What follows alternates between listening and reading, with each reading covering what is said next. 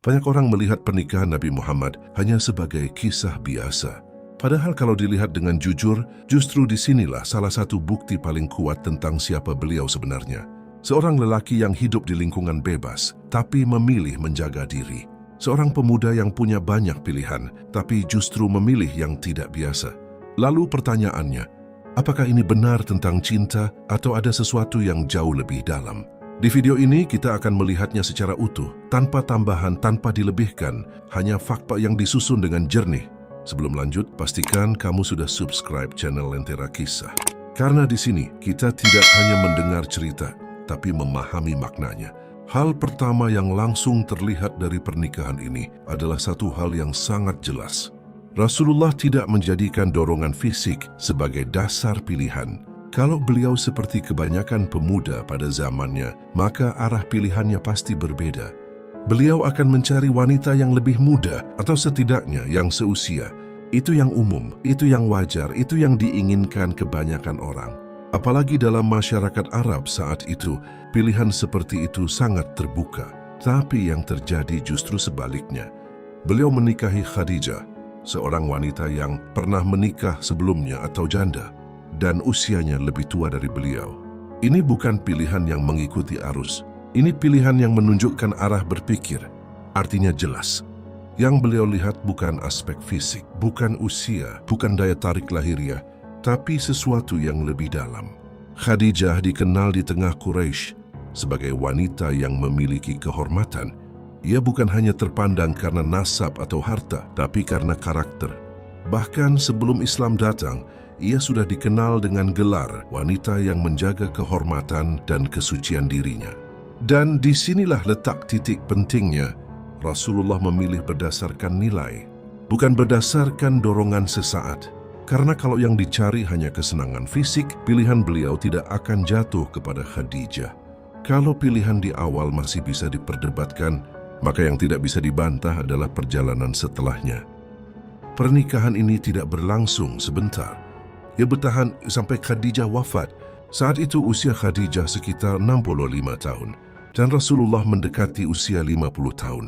Artinya mereka hidup bersama dalam waktu yang panjang. Dan yang lebih penting, selama itu Rasulullah tidak menikah lagi. Ini poin yang sering terlewat karena kalau kita lihat dari sisi realitas manusia, justru di rentang usia itulah, sekitar 20-50 tahun, dorongan untuk menikah lagi atau menambah pasangan berada pada titik paling kuat. Fisik masih kuat, keinginan masih tinggi, peluang masih terbuka. Apalagi dalam budaya Arab saat itu, poligami bukan sesuatu yang aneh. Kalau Rasulullah mau, beliau bisa saja menikah lagi, tanpa hambatan, tanpa penolakan, bahkan mungkin dengan banyak pilihan. Tapi itu tidak terjadi. Selama Khadijah hidup, beliau tetap bersama satu istri, tanpa menambah, tanpa mencari yang lain. Ini bukan kebetulan, ini keputusan.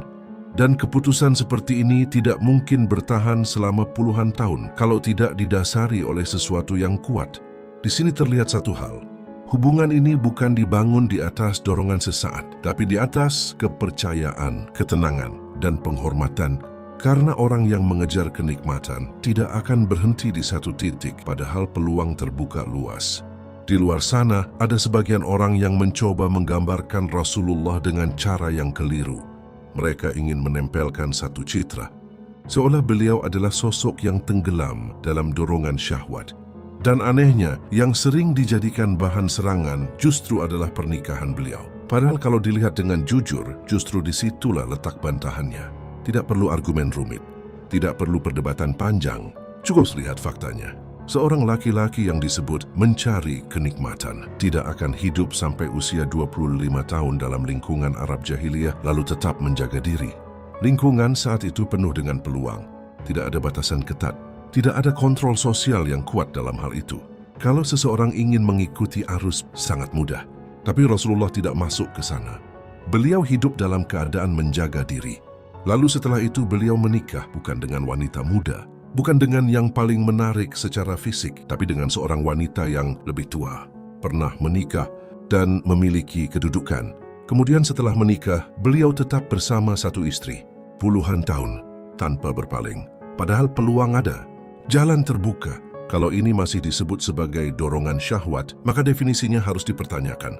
Karena fakta yang ada justru menunjukkan arah yang berlawanan. Masalahnya bukan pada kurangnya informasi, tapi pada cara melihat.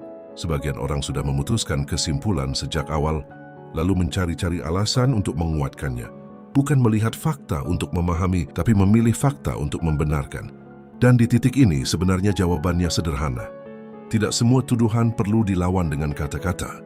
Sebagian cukup dijawab dengan realita, karena realita tidak bisa direkayasa. Kalau semua ini kita susun secara jernih, sebenarnya tidak butuh analisis yang rumit. Cukup gunakan logika dasar.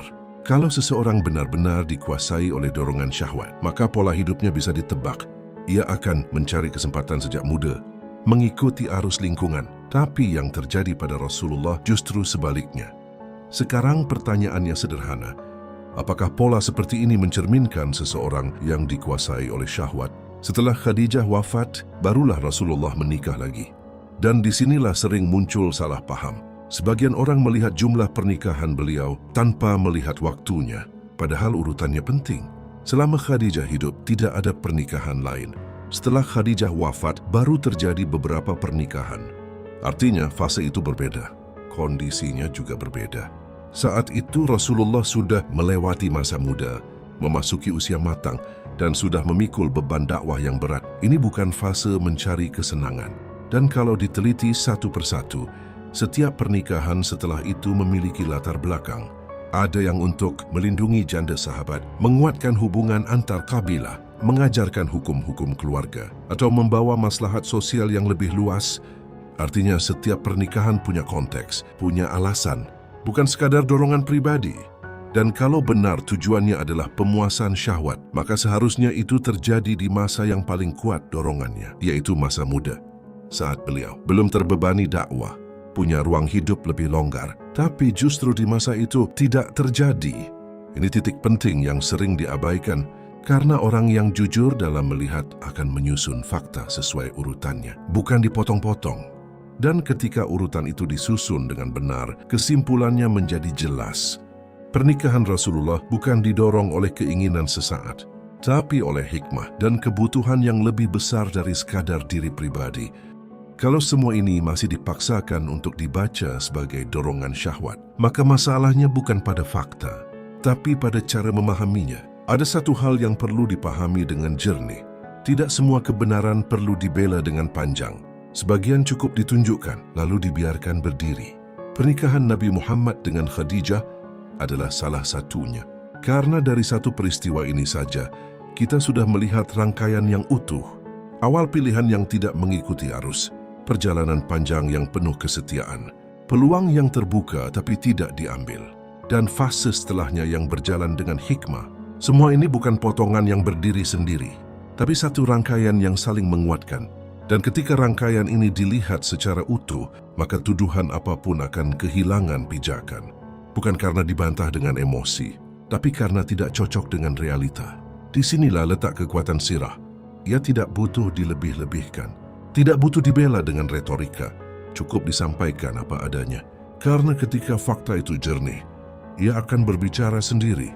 Dan bagi orang yang mau melihat dengan adil, kesimpulannya akan sampai tanpa dipaksa bahwa kehidupan Rasulullah, termasuk dalam pernikahannya, berjalan di atas akhlak yang tinggi, bukan dorongan yang rendah.